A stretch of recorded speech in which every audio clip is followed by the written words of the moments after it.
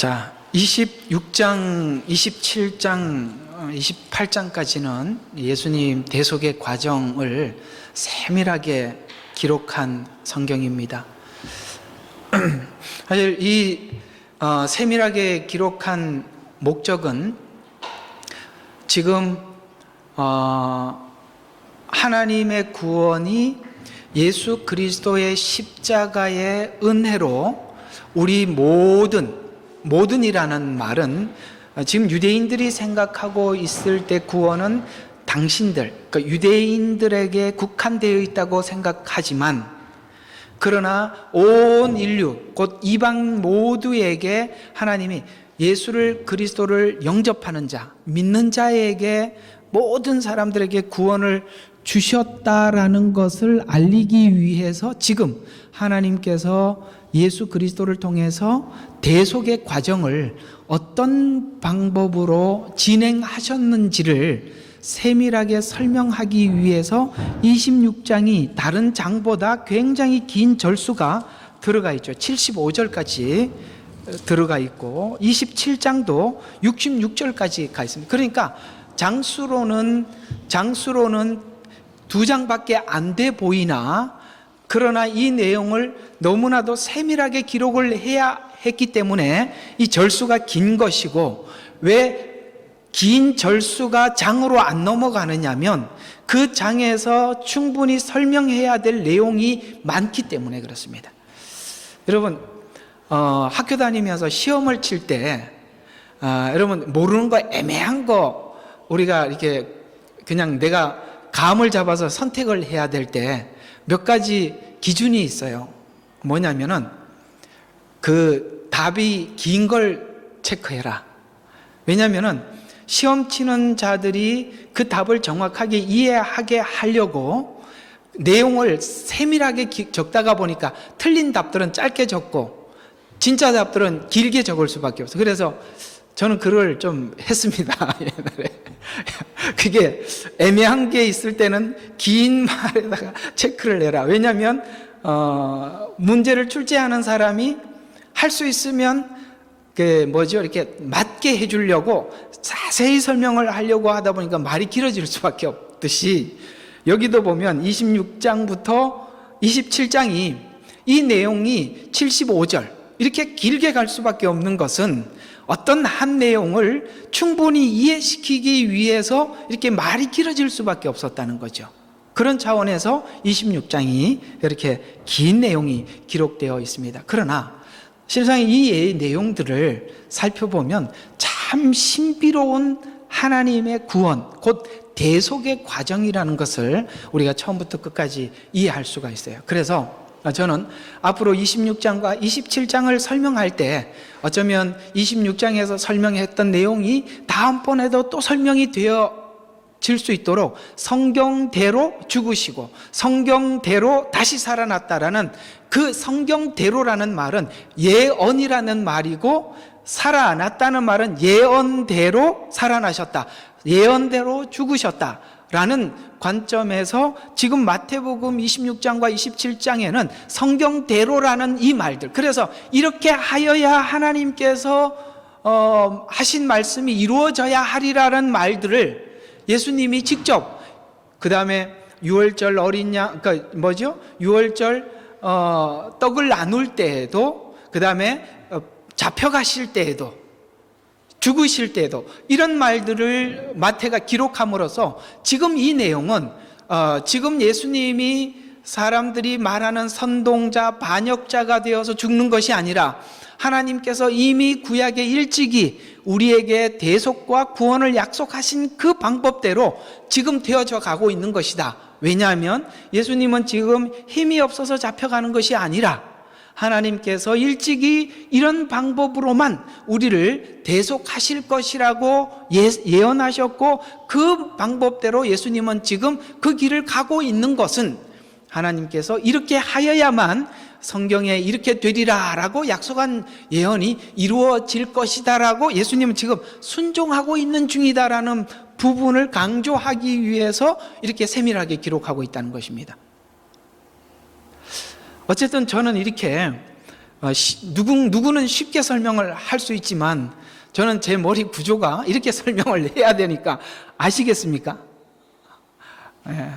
예, 아는 줄로 알고, 자, 신비로운 대속의 과정이라는 주제로 오늘 이 본문을 하나하나 살펴보도록 하겠습니다. 자, 오늘 이 본문에 보면 이 가룟 유다가 예수님을 넘겨줄 것을 약정하고 이제는 기회를 찾고 있는 중이며, 예수님은 유월절을 준비하고 있습니다.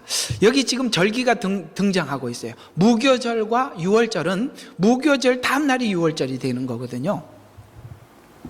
이게 왜 절기가 등장을 하느냐면, 이제 다음 주에는 이 성만찬이 무슨 뜻을 의미하는지 설명을 하겠습니다만, 이 절기가 구약에, 그래서 이스라엘의 절기 중에 가장 유명한 절기가 유월절입니다.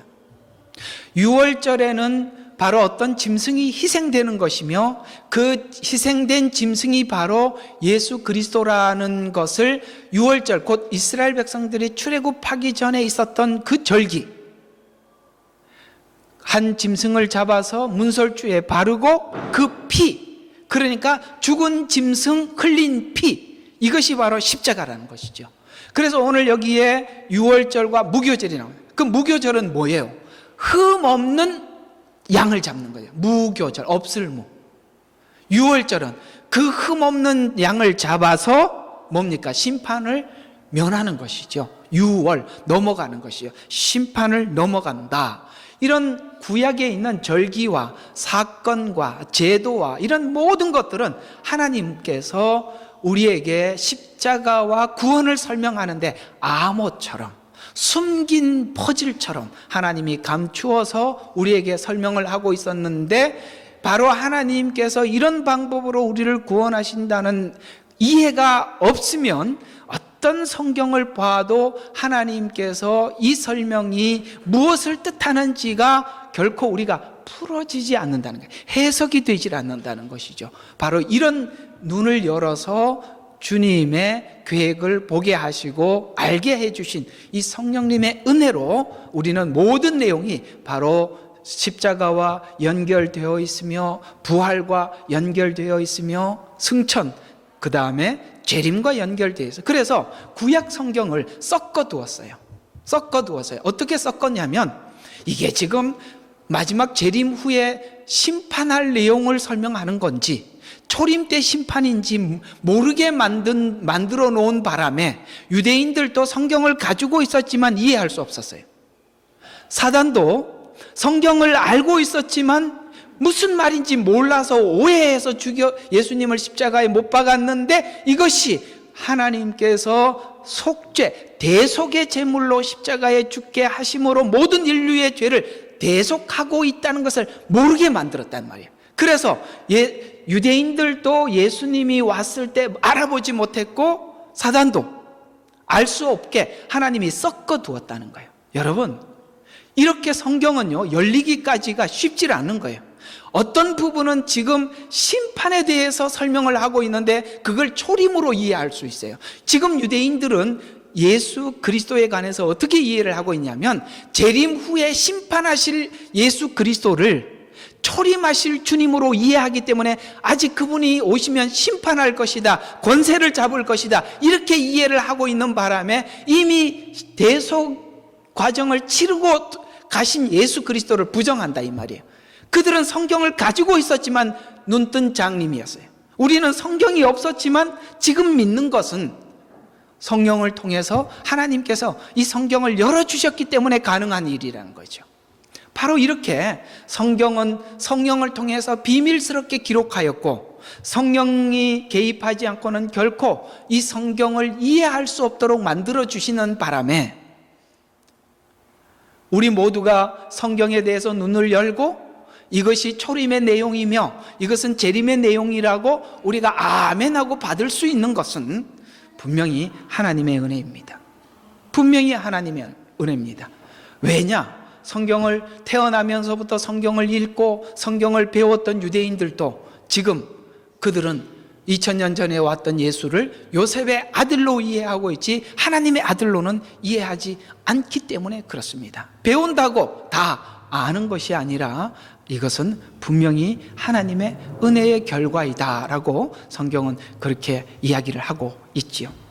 그래서 마태복음은 예수님께서 메시아로 오셨음을 동족에게 증명하기 위해 십자가 사건을 상세히 기록하고 있는데, 상세히 기록하는 이유는 오직 대속의 십자가와 은총, 은혜만으로만 구원이 가능함을 말씀하신 성경의 예언, 고린도전서 15장 3절과 4절에 보면 이는 성경대로 그리스도께서 우리 죄들을 인하여 죽으시고 장사되었다가 성경대로 셋째 날에 다시 살아나셔서 말씀이 예언이 이루어짐에 대해서 설명을 하고 있다는 것입니다. 성경대로라고 고린도전서에서 기록하고 있는 이 성경대로는 구약 성경이죠. 그래서 신약 성경에서 성경 이런 말들을 하는 것은 모두가 다 구약 성경을 지칭하는 것입니다. 이렇게 성경대로 죽으셨다가 성경대로 다시 살아났다는 것을 설명을 자세히 하기 위해서 마태는 자세히 기록하고 있습니다. 자, 그러면 구약 성경이 율법을 통해서 우리에게 설명하고자 했던 목적이 무엇이냐? 율법은 법이라는 것이죠. 공의라는 것입니다. 이것을 따먹는 날에는 죽으리라는 이 공의, 이 법은 집행되어야 한다는 것입니다. 그래서 이스라엘 백성들은 예수 그리스도께서 은혜로 우리를 용서하시고 구원한 복음에 대한 이해가 없어요. 또 하나는, 여러분, 구약 성경에는 법과 공의를 설명을 합니다. 그래서 이스라엘 백성들이 하나님께서 모세오경에 기록된 대로 살지 않으면 분명히 법을 집행을 했어요. 심판을 했단 말이에요. 이방 나라를 통해서 집행을 했단 말이에요. 그러면 한번 보세요. 이스라엘 백성들이 이해하는 하나님은 누굴까요? 공의로운 하나님, 법대로 집행하는 하나님. 그러면 사단도 어떻게 이해했겠습니까? 하나님은 그런 수준에서 이해하는 거예요. 정말 놀랍습니다. 무슨 말이냐면, 하나님은 사랑하는 인간에게는, 사랑하는 사람에게는 당신의 계시를 열어주시기를 원하고, 방해하고 있는 사단에게는 이 계시를 닫아둔 거예요. 답답하죠? 성경을 읽으면 무슨 말인지 잘 모르니까.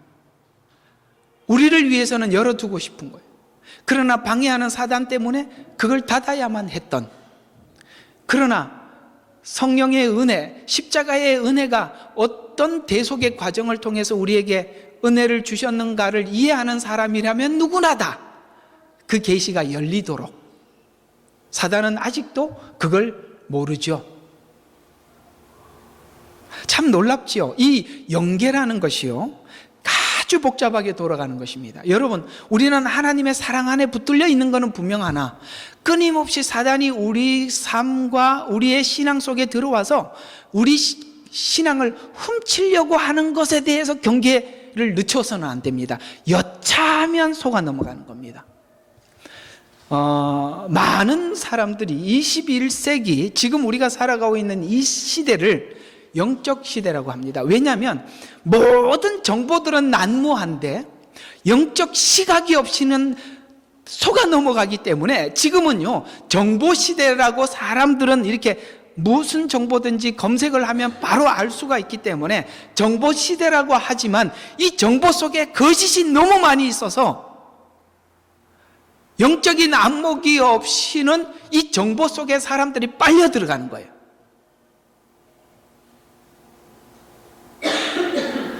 요거 집에 가서 많이 생각해 보세요. 정보 속에 빨려 들어가서 속아 넘어가는 거예요. 영적 분별력이 없으면 이런 정보들이 나를 하나님의 빛 가운데로 인도하는 것이 아니라 점점 눈을 감게 만드는 겁니다. 무섭습니다. 차라리 정보가 없었더라면, 모든 정보를 개방하는 바람에 무엇이 무엇인지 구별하지 못하게 만들었단 말이에요.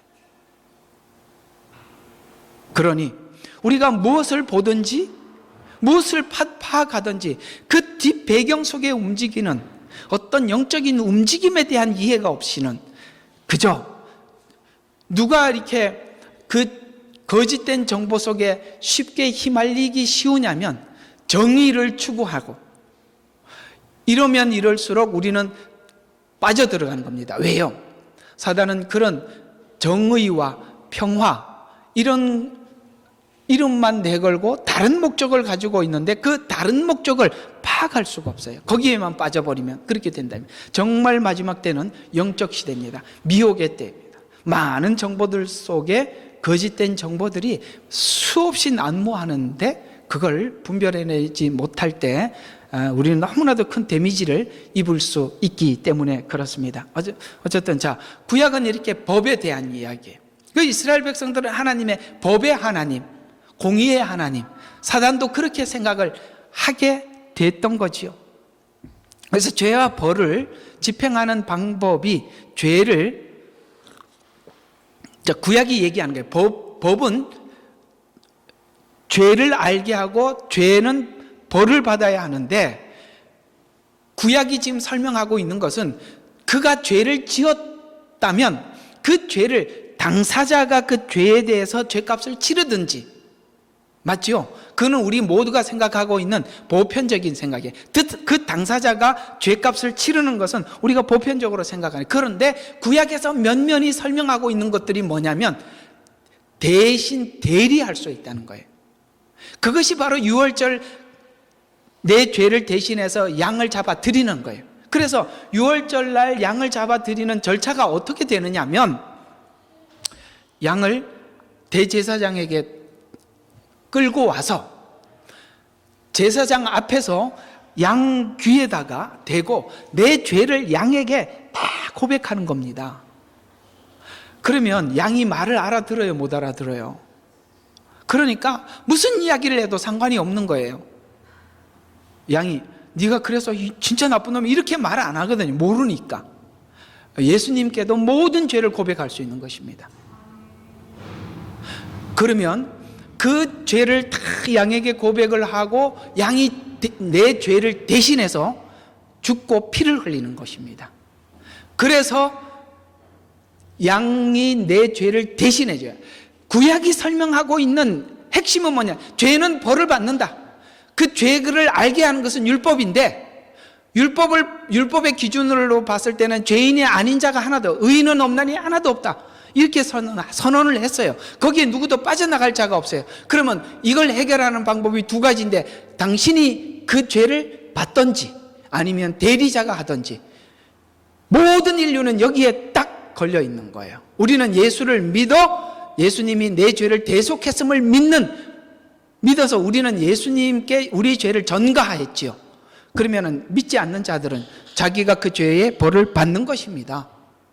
예수님 다시 이 땅에 오시면 심판하실 거예요.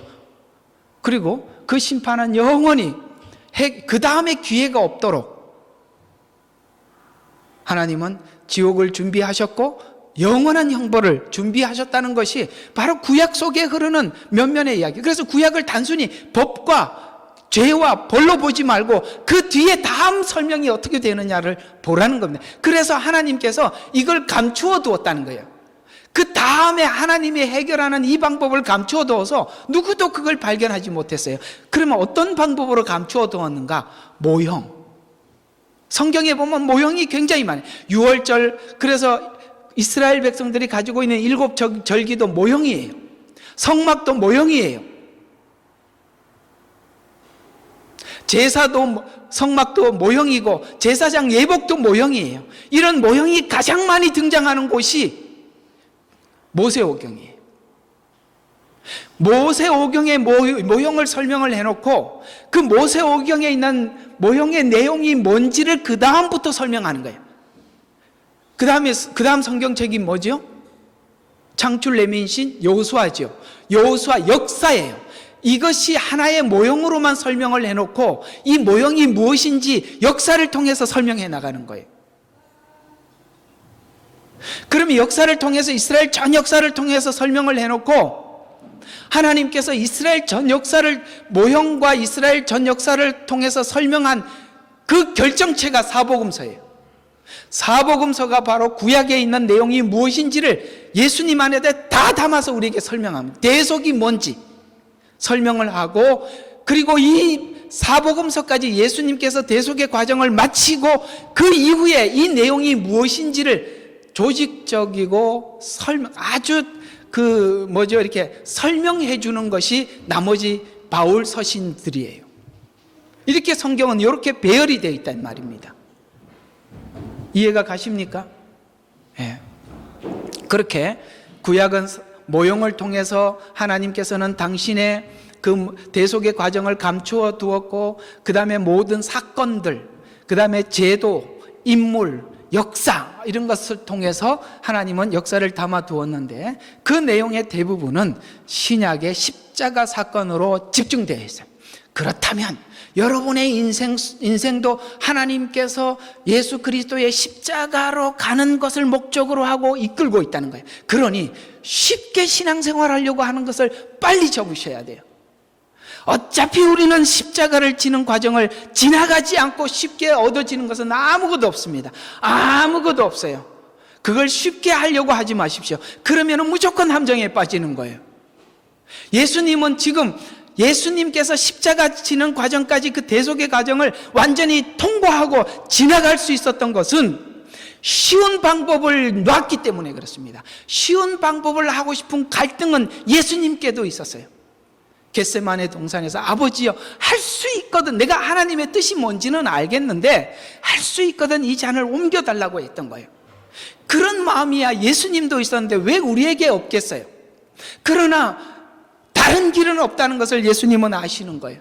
그래서 아버지여, 내 뜻대로 마옵시고 아버지 뜻대로 하시옵소서라고 했더니 가룟 유다가 예수님을 팔아서 예수님을 잡으러 검과 몽치를 가지고 들고 왔습니다. 그때 예수님은 순순히 대속의 길을 가셨습니다. 그렇게 살아가라고 예수님도 우리에게 교훈하고 있는 거예요. 그러니 여러분, 쉽게 가려고 하지 마십시오. 기도 몇 가지로 해결하려고 하지 마세요. 기도가 나쁘다는 게 아니라 그럴 수 있다는 거예요.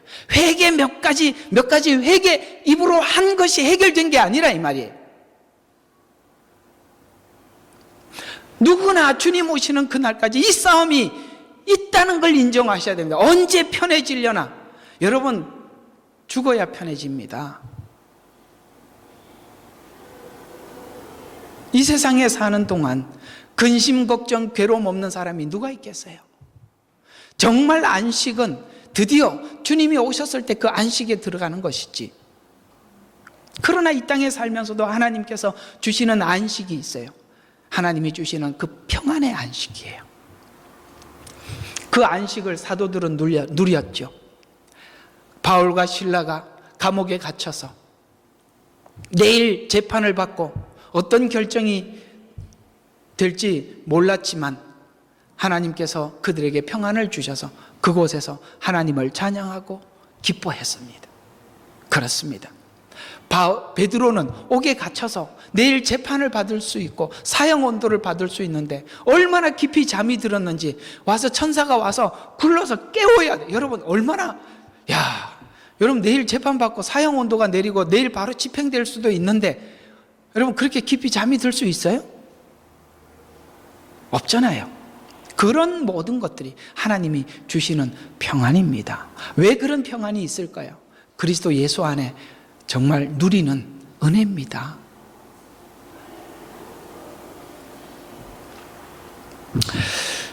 자, 그래서 모든 내용은 십자가 사건으로 집중되어져 가고 있습니다. 그러면 오늘 이 본문에 있는 14절과 16절에 있는 내용에서 보면 사단은 메시아가 구원하지 못하도록 예수님 이후에 계속 방해를 했어요. 자, 어떻게 방해를 했는가? 헤롯을 통해서 2살 아래입니다. 이게 3살이 아니고 아래 남자들은 다 죽이게 함으로써 메시아가 대속 사역을 할 수 없게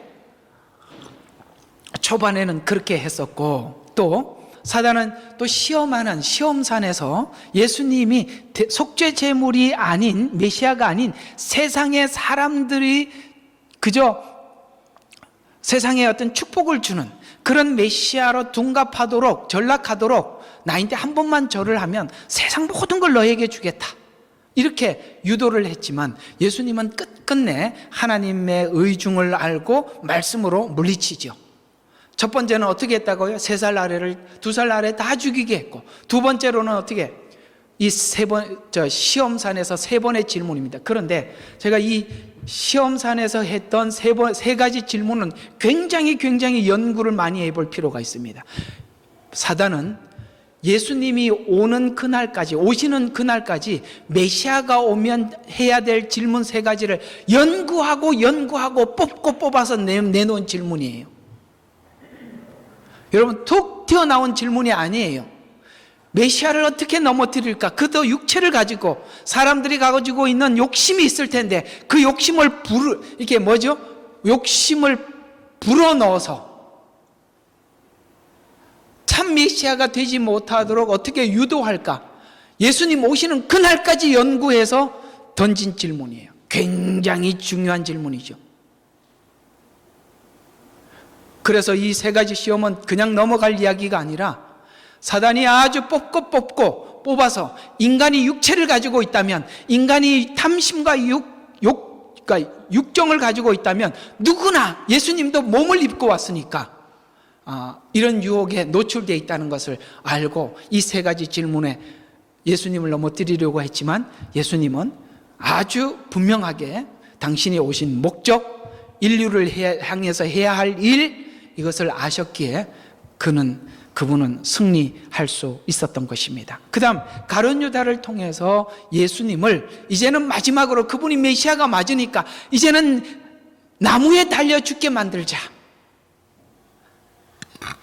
왜냐하면 이 신명기에 보면은 나무에 달려 죽은 자들마다 저주를 받은 자라고 했으니까, 저주를 받아 예수님을 죽게 하심으로 인해서 저주를 받은 자는 결코 메시아가 될 수 없어요. 저주를 받아서 죽었는데. 그래서 나무에 달려 죽게 해서, 그렇다면 이 땅에 예수님이 오셨을 때 그분이 메시아라는 것을 알아본 이는 사단이었습니다.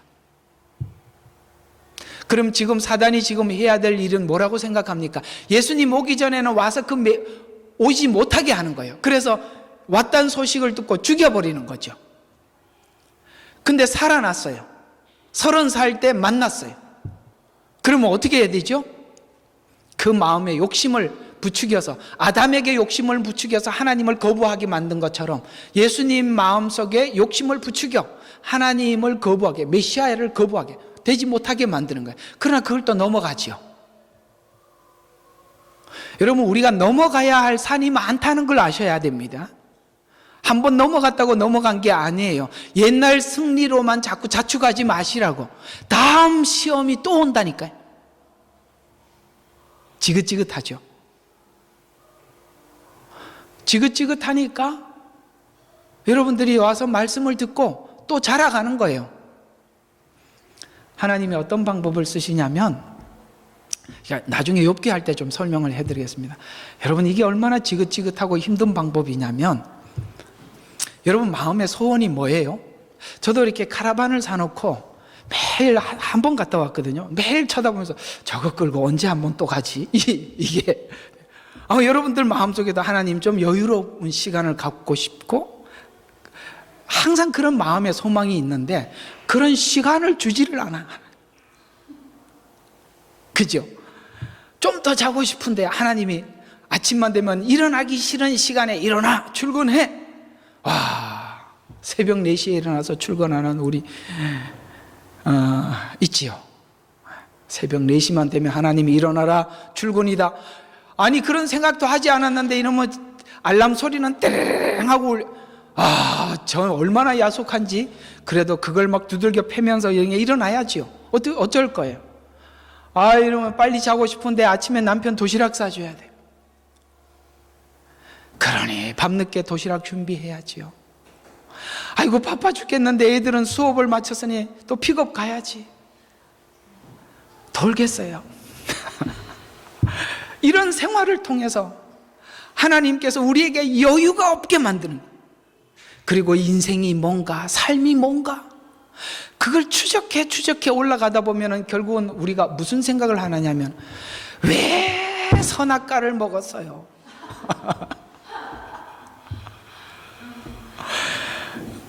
하와를 원망하고 바보 같은 아담을 원망하고 그래도 소용없는 것이 이미 우리에게 와 있어요. 그리고 우리를 돌아보고 오니까 무슨 생각이 드냐? 내가 하와구나, 네오가 아담이구나, 이런 걸 우리에게 가르쳐 주시잖아요. 그리고 내가 죄인이라는 걸 보게 하셔서 내가 하는 짓이 꼭 그와 닮았구나, 죄인이구나, 예수가 필요하구나, 이런 것들을 알 수 있도록 우리의 삶에 매일매일 찾아와서, 그런데 그렇게 하나님께서 주시는 어떤 임무에 대해서 충실하게 열심히 감당하고 있는데도 생각지 않는 문제들을 확 주셔서 어느 날 갑자기 허리가 아파서 2주 동안 누워있게 만들고, 이해가 가요? 어느 날 생각지 않는 가족에 문제가 생겨서 고민스럽게 만들고, 하나님, 내가 열심히 살아도 뭔가가 안 풀리게. 왜 그럴까요?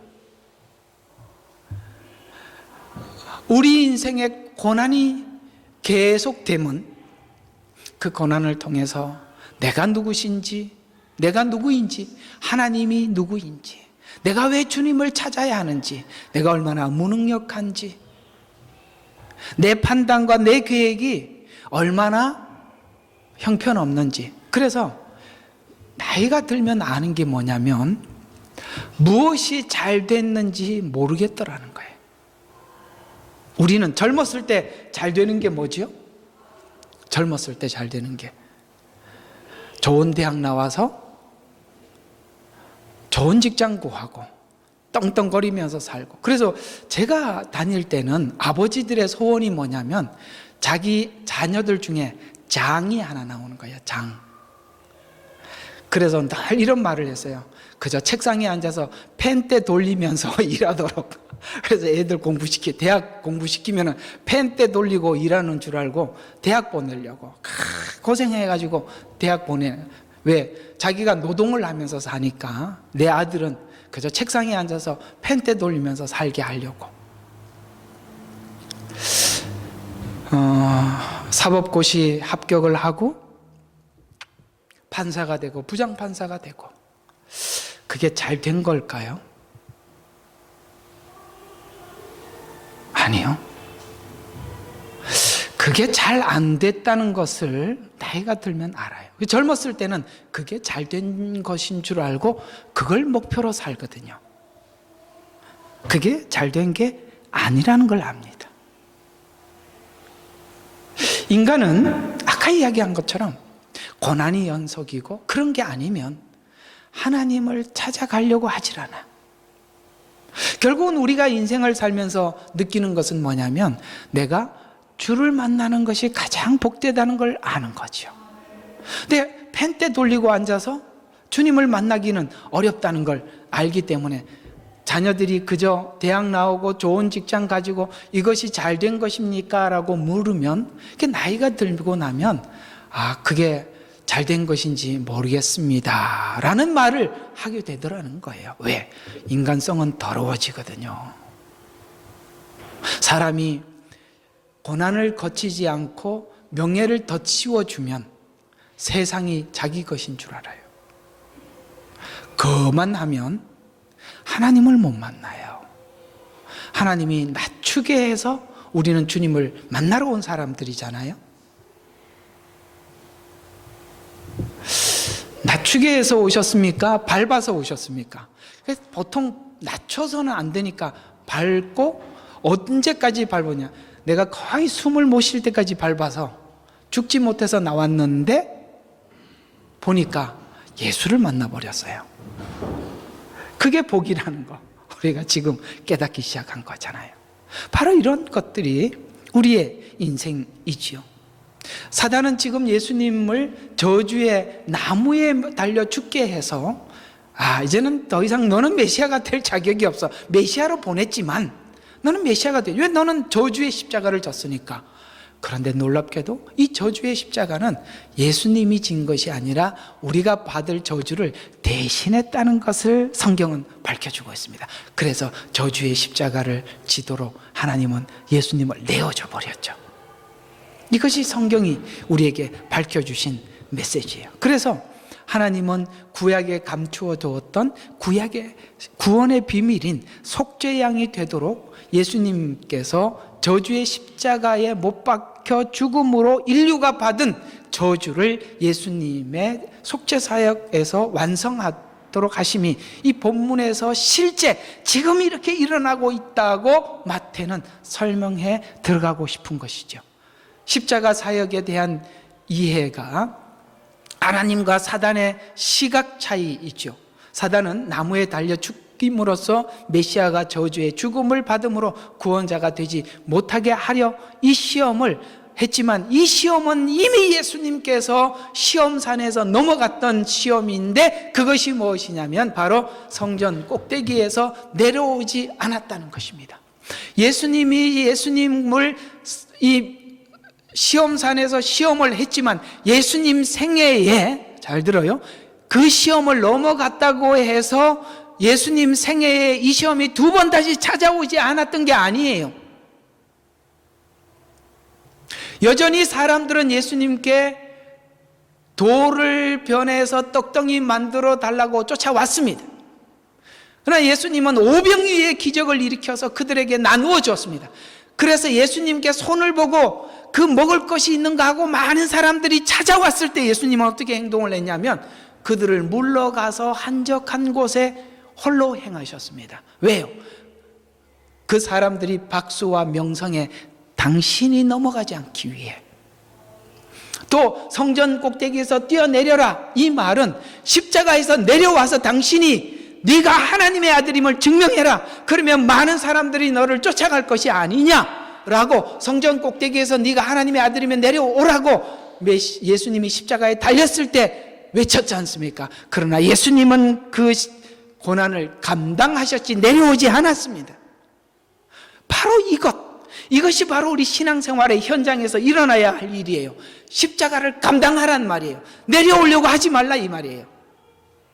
성전 꼭대기에서 내려라, 십자가에서 내려와라, 같은 이야기예요. 무슨 이야기냐? 그때 예수님을 시험한 그 3번의 사건으로 끝난 것이 아니라 예수님 생애 속에 그 사건은 계속 일어나고 있었어요. 그러나 그가 어떻게 극복하는지 알았기 때문에 넘어갔던 거예요. 왜 지금 여러분들이 하나님의 말씀의 지식을 축적하고 있느냐면 여러분에게 앞으로 찾아올 시험을 준비하고 있는 거예요. 그걸 알아야 넘어갈 거 아닙니까?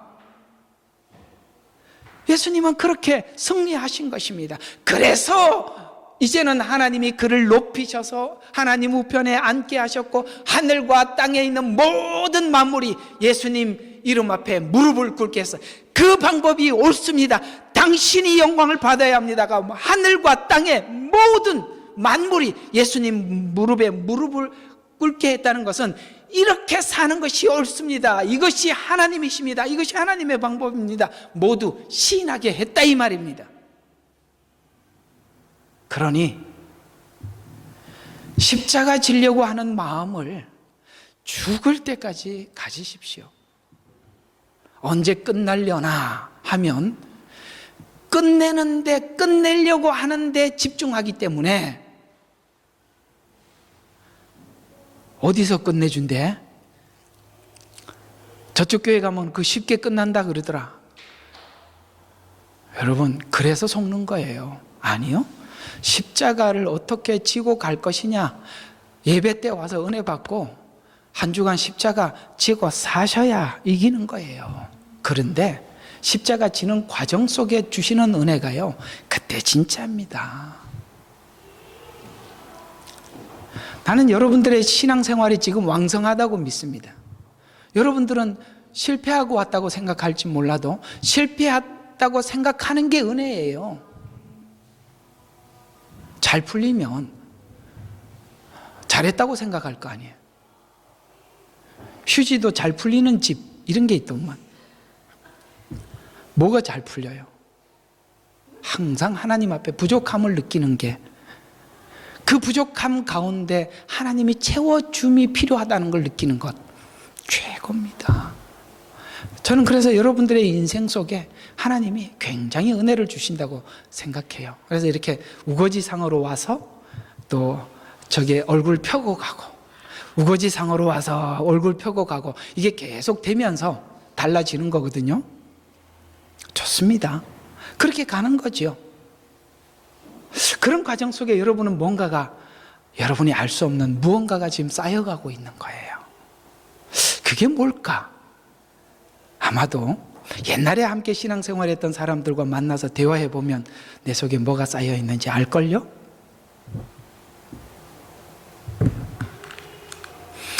자, 하나님이 본 저주의 십자가는 갈라디아서 3장 13절과 14절에 그리스도께서 우리를 위하여 저주가 되셔서 율법의 저주로부터 우리를 구속하셨으니 기록되기를 나무에 매달린 자는 누구나 저주받은 자라고 하였도다. 이는 아브라함의 복이 예수 그리스도로 말미암아, 자, 아브라함에게 약속한 이것이 저주의 십자가를 지어서 유대인에게 국한된 것이 아니라 누구든지 믿는 사람, 그것이 이방인들에게도 미치게 하려. 그래서 아브라함에게 처음부터 약속하셨던 것이 뭐예요? 너의 민족, 너를 통하여 모든 민족이라고 얘기했다고요. 그건 하나님께서 이스라엘이 거부해서 다른 민족이 구원을 받은 것이 아니라 처음부터 하나님이 꿈꾸던 구원이었다는 거예요.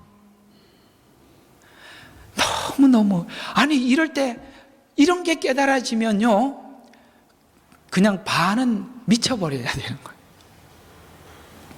있잖아요, 이렇게 성경을 열어주실 때 보면 이런 게 하나 열리면 이게 가슴이 뛰어서 설교 준비를 하다 타자를 너무 급하게 쳐가지고 다 틀려. 그리고 나와서 바람을 쐬야지 이게 그 자리에 열이 나서 앉아 있을 수가 없어요.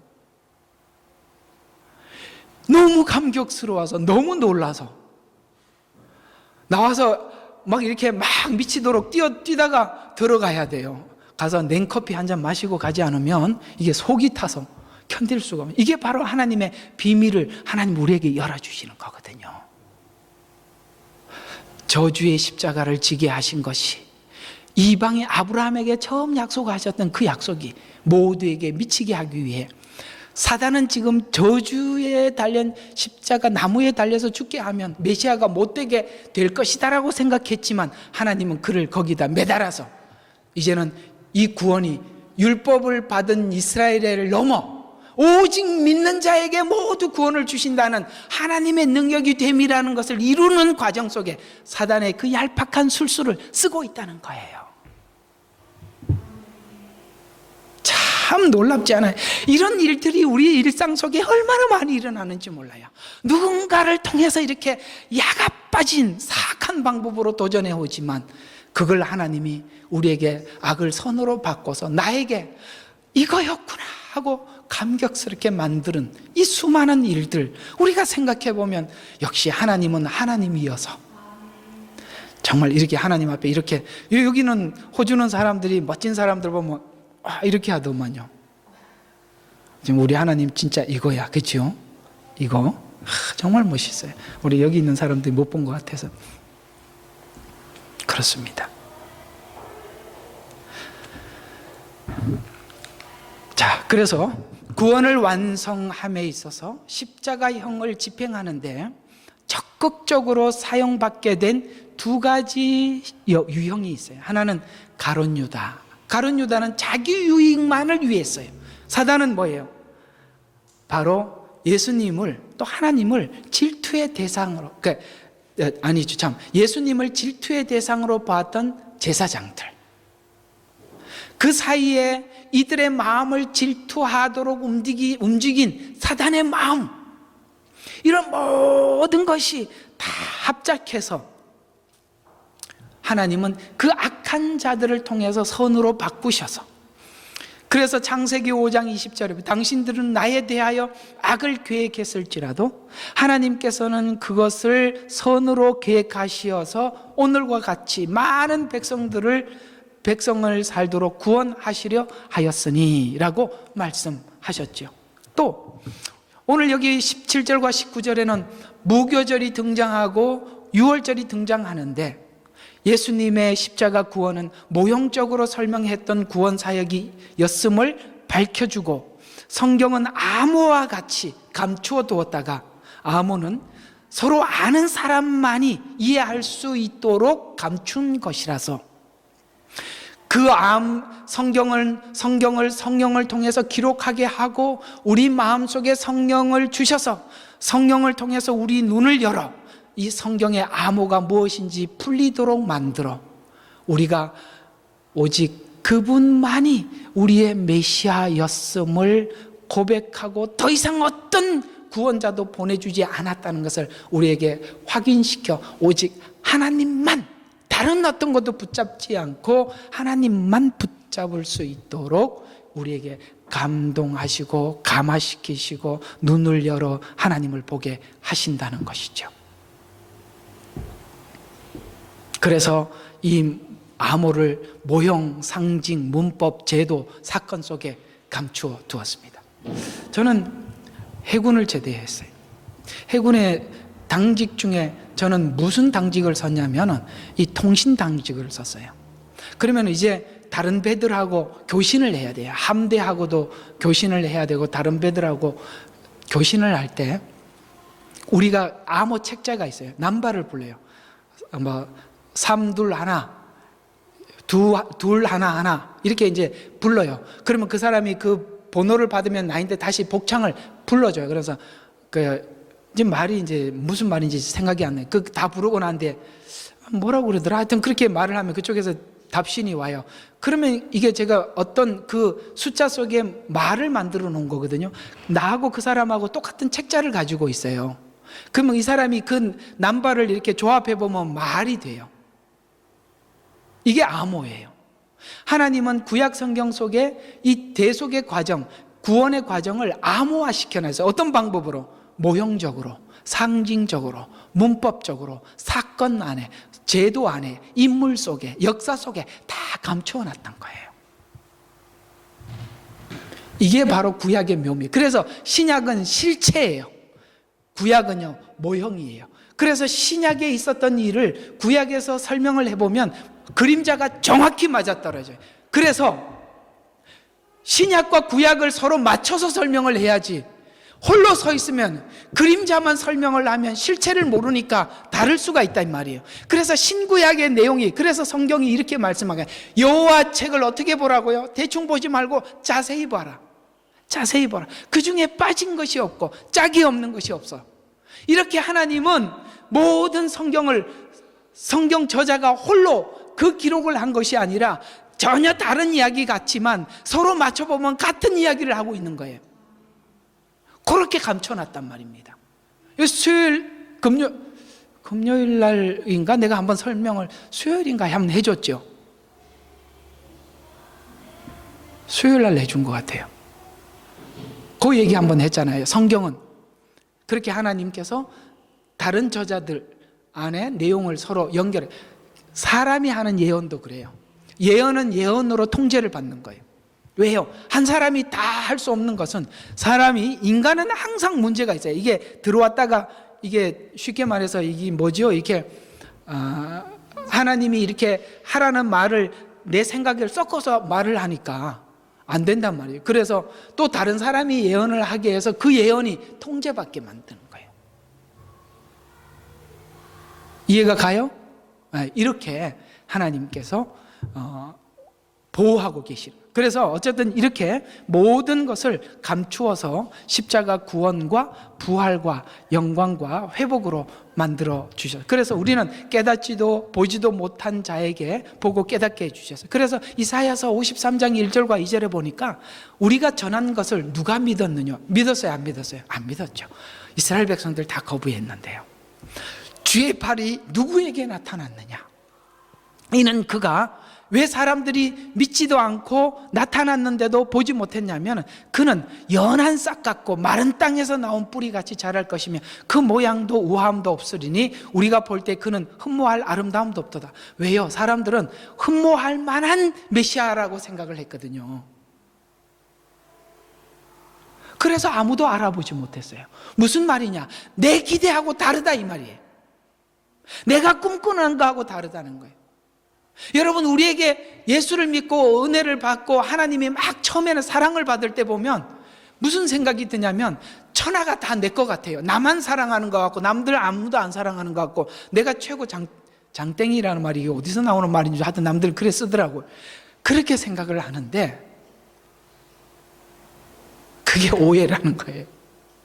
하나님은 정말 나를 사랑하는데 어느 시점이 되면 내가 어른이 되어서 다른 사람들을 보살피는 사람이 되라고 나를 낮추시는 거예요. 그런데 그때 우리는 무슨 생각이 드느냐면, 하나님 나를 버리셨는가? 은혜 주시기를 그쳤는가? 이런 생각이 든다 이 말입니다. 어른이 되는 과정 속에 꼭 짚고 넘어가야 하는 것이 뭐냐면, 버림받은 듯한 아픔을 겪어야 어른이 되는 거예요. 애들은요, 누군가로부터 사랑을 받고 있기 때문에 마취돼서 모르는 거예요. 근데 우리가 자라는 과정 속에 부모로부터 냉대를 받기도 하고, 믿고 사랑한 냉대를 받기도 하고, 기대한 사회로부터 버림받은 듯한 외로움을 느끼는 과정 속에서 홀로임을 느끼고 하나님을 붙잡아 가면서 우리는 자라가는 거예요. 그래서 우리가 자라가는 과정 속에 외로움과 고독은 하나님이 필연적으로 주시는 것입니다. 외롭죠? 고독하죠. 믿었던 교회도 때로는 나를 별로 안 좋아하는 것 같이 느낄 때도 있지요. 그거 하나님이 하시는 방법 중에 하나예요. 저는 그런 경험을 너무 많이 했어요. 내가 교회 성도들 중에 누군가가 참 잘하고 이쁘게 하면 참 이쁘다 하고 마음을 주면 여지없이 하나님이 보내는 걸 제가 여러 번 느껴서 경험을 해서 이제는 하고 싶은데 안 하기로 마음 굳게 먹었습니다. 꼭 그러면 가더라고요. 왜냐하면 하나님이 그게 싫은 거야. 자기를 안 믿고 사람을 믿으니까. 내가 그래서 이제 사실은 여러분들 되게 좋아하는데 안 하고 싶어요. 하면 하나님이 보내더라고. 그래서 이제 안 하기로 마음을 굳게 먹었어요. 그래서 속으로 그게 아닌 게 아니라는 걸 아셨으면 좋겠어요. 근데 난 그걸 할 수가 없어요. 그래요. 하나님이요, 당신을 안 믿고 다른 믿는 어떤 것이 있는 것을 처음에는 용납하시는데 성숙하면 되게 싫어하시더라고요. 아셨죠? 여러분 자꾸 다른 사람 자꾸 믿으면 그 믿는 사람 통해서 자꾸 아픔을 주니까 대충 믿으시고 하나님만 믿으세요.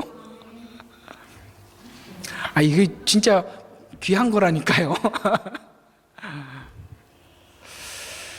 자, 그 다음 성경의 신비로움은 성령의 인도함을 받아야 알게 되며 그 깊이와 신비로운 내용을 받는 단계까지 가야 그 내용을 소화할 수 있어요. 그래서 하나님은 점점 더 깊이 우리를 안내하고 인도하시는 거예요. 왜? 더 깊이 있는 것을 깨닫게 해주기 위해서죠. 그래서 여러분, 아브라함도 그 신비를 언제 깨달았을까요? 바로 이삭을 출생하고 하나님께서 이삭을 드리라는 모리아 산에서 그 신비를 깨달았어요. 다윗은 언제 깨달았을까요? 골리앗 앞에 깨달은 게 아니라 다윗은 바로 밧세바와 간음하고 그 신비를 깨달았어요. 언제 하나님의 신비를 깊이 깨닫느냐? 바로 거기까지 가야 돼요. 있는 자는 있는 자는 더하겠고 없는 자는 있는 것까지 빼앗긴다는 말은 가야 한다는 거예요. 그 자리에 머물러서는 결코 더 깊이 있게 나가지 못한다는 뜻이죠. 하나를 좀 더 집어넣는데 여기까지 요것도 좀 해야 돼요. 아브라함에게 하나님이 그걸 신비를 보여준 상황은 이삭 사건인데, 낳을 수 없는 상태에서 아들을 낳게 하고 아들을 하나님 앞에 번제로 드려라 라고 했어요. 낳을 수 없는 아들을 낳게 하고 다시 죽여라. 여러분, 낳았다는 것은 살리는 일이고 번제로 드리라는 일은 죽인다는 일인데, 아브라함이 모리아 산에서 깨달은 게 뭘까요? 하나님은 죽음과 생명이 붙어 있다는 걸 깨닫게 한 거예요. 우리는 세상이 이해하는 것은 뭐예요? 죽는 것은 죽는 거고 사는 것은 사는 거죠. 죽는 것은 끝인데 하나님 안에는 죽음이 생명과 연결되어 있다는 걸 깨닫는 거예요. 그게 모리아 산에서 깨달은 거라서 이삭을 마음껏 드리려고, 너무나도 마음껏 드리려고 해서 하나님이 놀라서 아브라함아 놀라서 외칠 만큼 했다는 거죠. 여러분, 그래서 우리가 예수 안에 있다면 죽은 게 아니라는 걸 믿으셔야 합니다.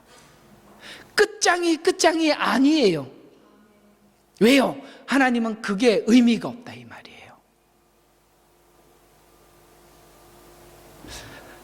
다윗은 언제 깨달았을까요? 바세바 사건을 통해서 깨달았어요. 그는 사울과 관계 속에서, 골리앗과 관계 속에서, 그는 늘 어쩌면은 그 엔게디 광야에서 혹은 블레셋에 도망을 가서 이런 시간을 넘어, 그때는 도리어 하나님을 더 의지하고 믿음이 참 있어 보였지만, 굉장히 믿음이 있어 보였던 자기가 무슨 일을 하고 있었죠? 우리아를 전쟁에 내보내고 바세바를 취하고, 상상할 수 없는 죄를, 어쩌면 이럴 수 있어, 자기를 보고 깜짝 놀랐는데 드디어 내가 얼마나 죄인이며 괴수며 예수가 필요한지 그때 깨달은 거죠. 은혜는 언제 찾아왔을까요? 바로 자기의 죄의 깊이를 아는 만큼 찾아왔어요. 그러면 하나님의 은혜를 더 깊이 알게 하기 위해서 더 죄를 지으라고 했을까요? 로마서가 그 얘기예요. 너가 은혜를 받기 위해서 죄를 더 할 수 있느냐? 결코 그럴 수 없느니라가 앞으로 죄를 대하는 태도가 된 거예요. 아니, 내가 이렇게 은혜를 받고 또 죄를 져, 그럴 수는 없지. 이게 바로 자유의지가 죄를 거부하는 상태가 됐다 이 말입니다. 그러니 바세바의 사건 이후에 다윗이 어떻게 변했을까요? 변한 이야기가 바로 압살롬이 반역한 사건을 통해서 설명을 하고 있잖아요. 압살롬이 반역을 했어요. 요압이 와서 압살롬이 반역을 했습니다 했더니 다윗이 두말하지 않고 왕관 벗어놓고 도망가 버리니까 이게 뭔 일이야? 그 따르던 신하들은 뭐예요? 이게 무슨 이야기예요? 하나님, 저 이런 거 아무 의미 없어요. 사람들은 왕관을 씌워주면 거기다 자물쇠를 채워요. 절대 남이 뺏어가지 못하도록. 요즘 대선 때문에 난리인데 그거 한번 탁 채우고 누구도 못 뺏어가게 하잖아요. 그런데 다윗은 그게 의미가 없다는 거예요. 그래서 왕관 벗어놓고 도망을 가버리는 거예요. 무슨 뜻일까요? 하나님, 세상의 명예 무엇을 주더라도 저는 하나님만 있으면 돼요. 이게 바로 바세바 사건 이후에 다윗에게 나타난 반응이라 이 말입니다. 아시겠습니까? 바로 이런 것이 삶의 열매로 나타났던 것이죠. 천사도 알지 못했던 이 신비로운 구원의 과정을 너희가 그를 보지 못하였으나 사랑하였고 지금도 그를 보지 못하나 믿고 있으며 또 말할 수 없는 영광으로 가득 찬 기쁨으로 즐거워하나니 이는 너희의 믿음의 결과 곧 너희의 혼들의 구원을 받음이니라. 이 구원에 관해서는 너희에게 임할 은혜에 관해서 예언한 선지자들이 열심히 뭐 했어요? 조사하고 살폈던 것이라. 그들 안에 계셨던 그리스도의 영이 그리스도의 고난과 다가올 영광, 이 두 개가 묶여 있단 말이에요. 고난과 영광이 묶여 있다는 것을 선지자들이 부지런히 살펴서 그걸 발견했다. 아멘. 여러분, 고난이 끝이 아니라 고난 뒤에 찾아올 영광이 있다는 것을 베드로전서 1장 8절과 13절을 통해서 베드로가 선포하고 있는 것이죠. 그 영이 무엇을 또 어떤 시기를 지시하는지 탐구했던 것이라. 그들이 행한 사역은 자신들을 위한 것이 아니라 우리를 위한 것임을 그들에게 계시되었고 이것이 하늘로부터 보내신 성령으로 너희에게 복음을 전한 자들을 통해서 너희에게 이제 드디어 전해졌다. 지금까지 숨겨서 하나님이 그 일을 완성하시고 이제 나타냈다. 그래서 사도들을 통해서 그걸 증거하게 했다. 아멘. 하나님은 그래서 그 사도들 중에 바울을 세워서 이방인의 사도로 세우셨고 이방인의 사도가 된 것을 바울은 자랑스럽게 여겼으며 우리는 그 바울이 전한 복음을 통해서 이방인인 우리가 예수 그리스도를 영접하게 되었다. 이제 계시되었다. 이렇게 설명을 하고 있는 것이에요. 그러면 지금까지 뭐 있죠? 닫혀 있었다. 이런 의미가 되겠죠. 오늘 이야기들을 결론을 내려보겠습니다. 그래서 오늘 쭉 대속의 신비를 여러분들의 설명을 하고 우리 모두 다 이 고백 고백밖에 할 말이 없는데 이 고백이 바로 로마서 11장 33절과 36절의 고백인데